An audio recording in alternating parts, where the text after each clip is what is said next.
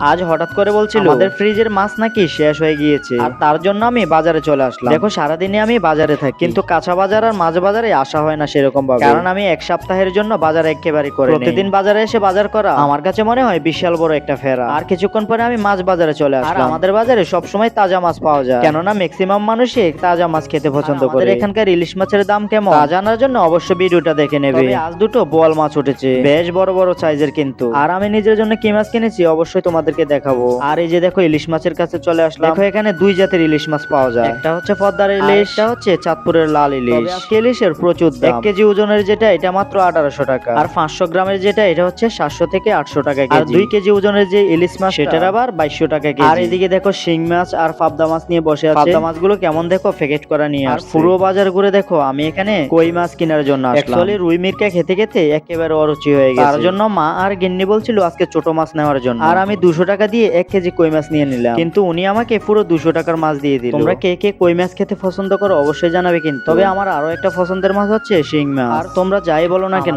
বাংলাদেশ মাছের জন্য খুবই বিখ্যাত। আর আমাদের এখানকার মাছ বাজার তোমাদের কাছে কেমন লেগেছে অবশ্যই জানাবে কিন্তু। মাছ বাজারে আসলে কিন্তু খুবই খারাপ অবস্থা হয়ে যায়।